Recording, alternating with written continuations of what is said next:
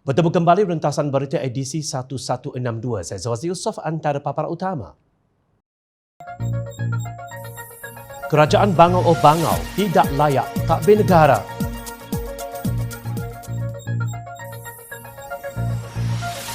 Rakyat terjerut pemimpin khianat rasuah tunggang agama kini sibuk mencatur kuasa. Kepada wakil rakyat Haprak dan Palatau, sila berambus.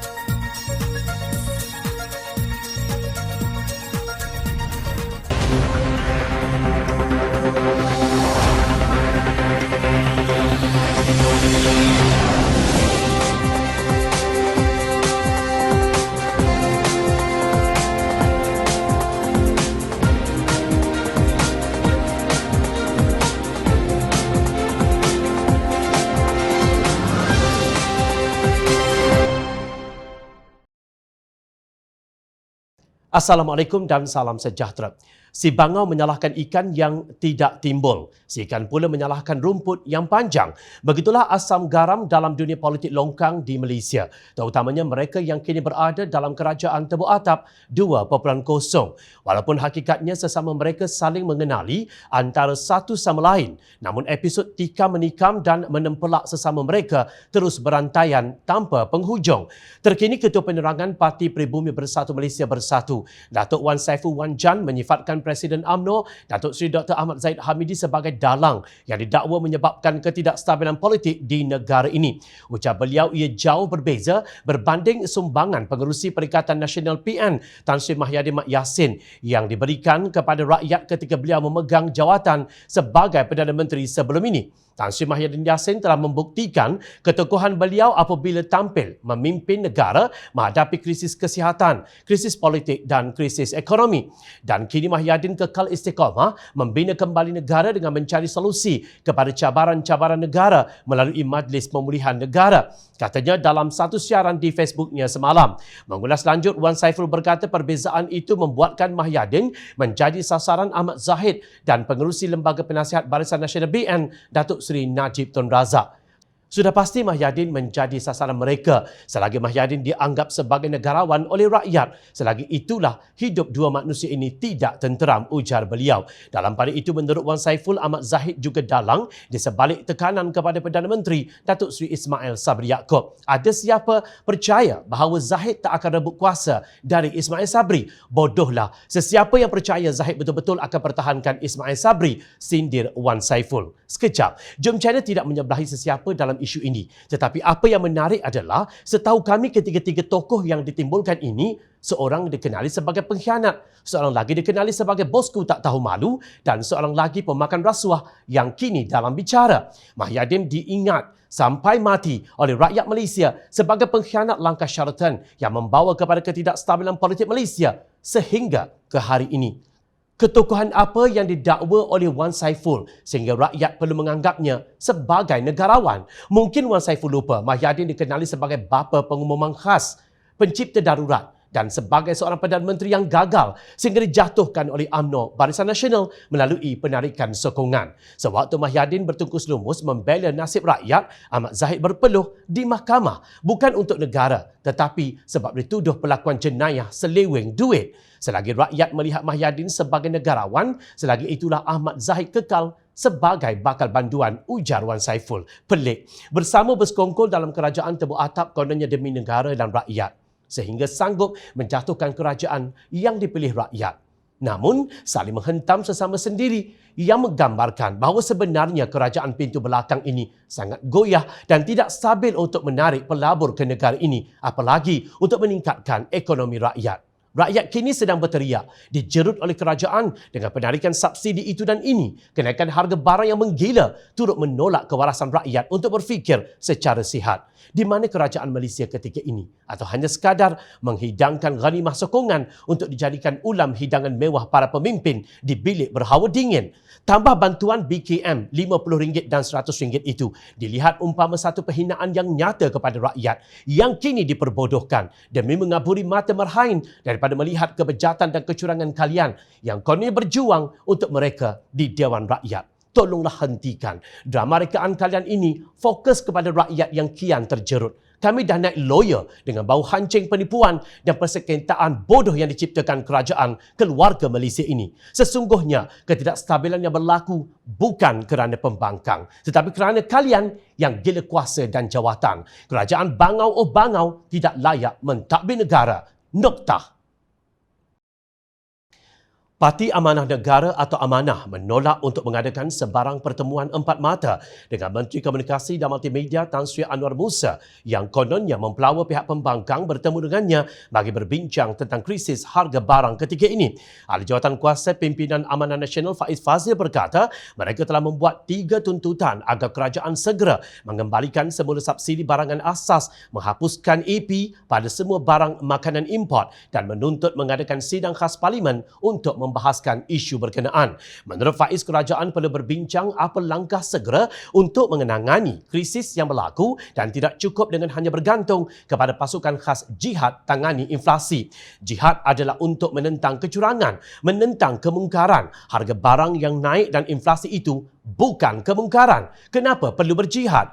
Kami telah bacakan tuntutan kami dan banyak idea serta mekanisme diberikan oleh ramai pakar ekonomi dan wakil parti bagaimana untuk kerajaan menangani masalah ini. Tetapi kerajaan masih mengambil sikap sambil lewa, buat rileks sahaja tentang masalah ini. Ini adalah kerajaan yang tidak bertanggungjawab, katanya, seperti dipetik Malaysia Deadline. Terdahulu, Anwar Musa mempelawa pihak mengetuai demo bantahan kenaikan harga barang agar bertemunya bagi mencari penyelesaian kepada krisis inflasi negara. Anwar yang mengetuai pasukan khas jihad tangani inflasi bagi membantu menangani cabaran peningkatan kos sara hidup berkata, melalui pertemuan itu mereka boleh memberikan idea menarik untuk dipertimbangkan bagi menyelesaikan krisis yang berlaku.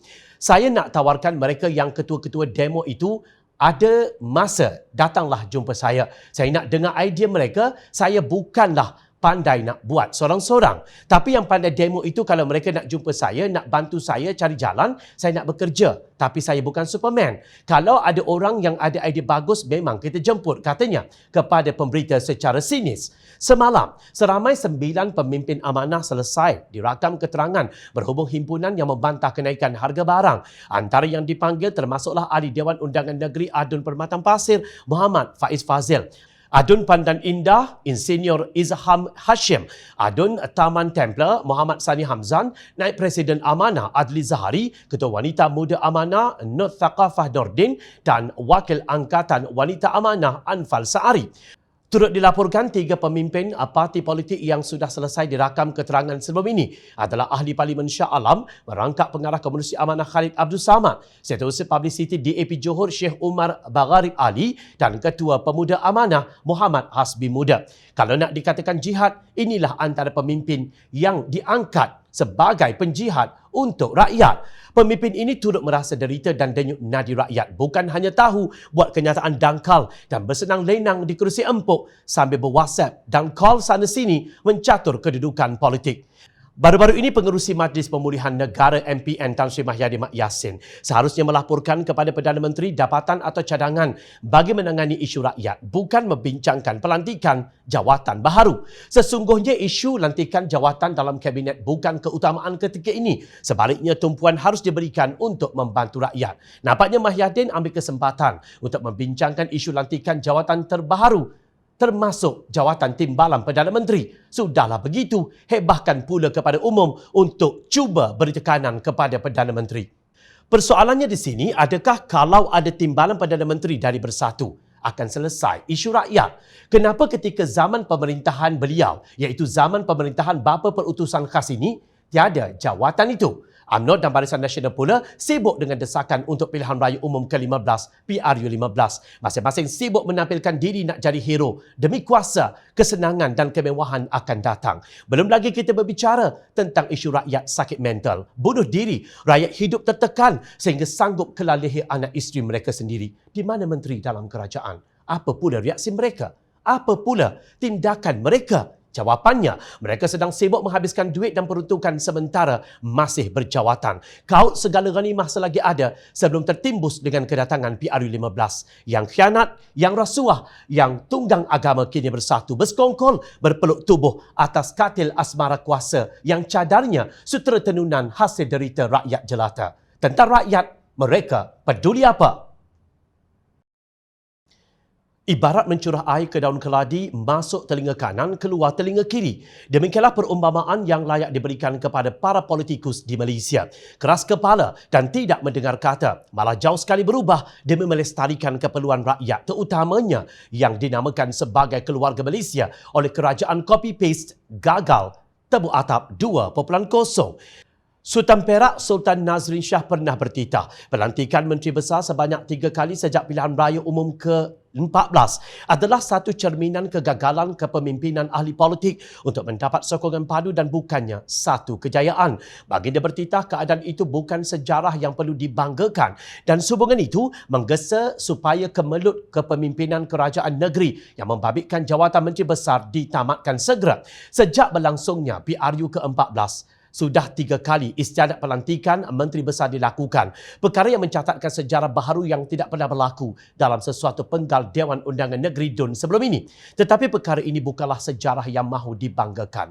Perkara yang berlaku akan tercatat dalam sejarah sebagai cerminan kegagalan dan bukannya satu kejayaan.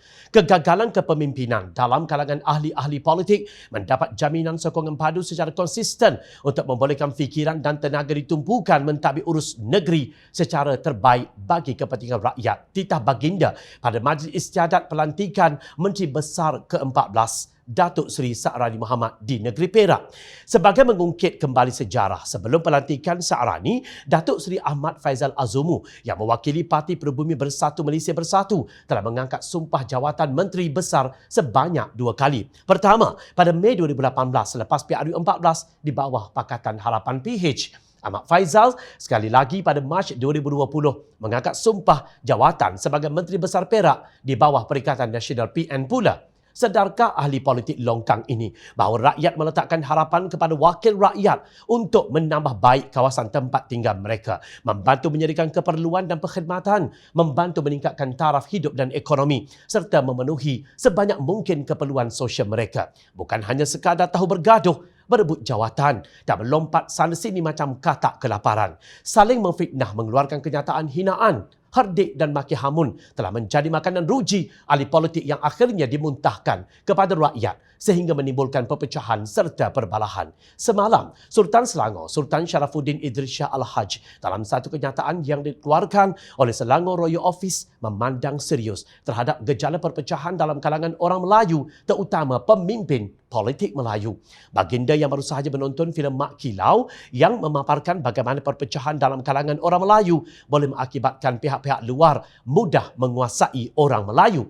Jika dihayati dialog yang digunakan di dalam filem ini, ianya bertepatan bagi menyampaikan mesej kepada orang Melayu bahawa kekuatan sesuatu bangsa terletak kepada semangat perpaduan dan pegangan kepada agama Islam. Beta menggalakkan masyarakat negara ini terutama orang Melayu untuk menonton filem ini agar ia boleh dijadikan sebagai satu teladan dan pengajaran kepada kita semua bahawa sesebuah tamadun dan negara boleh runtuh seandainya kita tidak bersatu padu dan bekerjasama di dalam mempertahankannya. Titah baginda. Baginda melihat perbalahan orang Melayu dan pemimpin politik Melayu yang begitu ketara sekarang ini boleh mengancam perpaduan, keharmonian hidup rakyat pelbagai kaum serta kestabilan politik di negara ini. Baginda sama sekali tidak berhasrat untuk mencampuri urusan politik dan pentadbiran negara. Walau bagaimanapun atas rasa tanggungjawab, baginda bertitah untuk memberi nasihat dan pandangan bagi memperbetulkan keadaan di samping menggesa agar perpecahan orang Melayu dan pemimpin politik Melayu dapat segera dihentikan.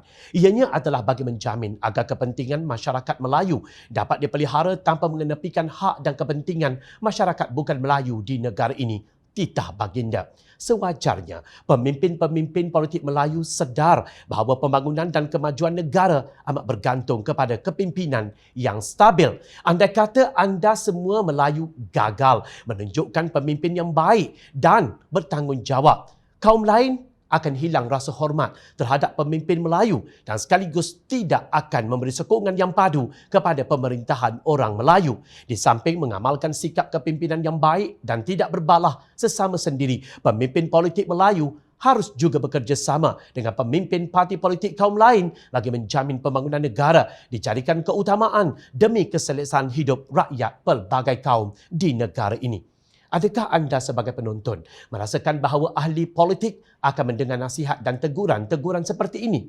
Atau kebanyakan mereka hanya tahu mendabik dada. Kononnya mereka hebat, ada kuasa, ada duit. Justru mereka keraskan kepala, butakan mata dan pekakkan telinga. Manakala mulutnya hanya tahu berbohong, menipu rakyat, membinasakan negara dan bangsanya sendiri. Tolonglah ahli politik berubah atau berundur. Rakyat tidak perlukan ahli politik haprak, makan gaji buta dan palatau mentadbir negara. Sila berambus. Ingat, rakyat sentiasa memerhati. Teruskan bersama kami di Jom Channel dan layar reporter jomchannel.net untuk mendapatkan berita politik tanah air. Saya Zawazi Yusof, terima kasih untuk perhatian. Assalamualaikum dan salam sejahtera.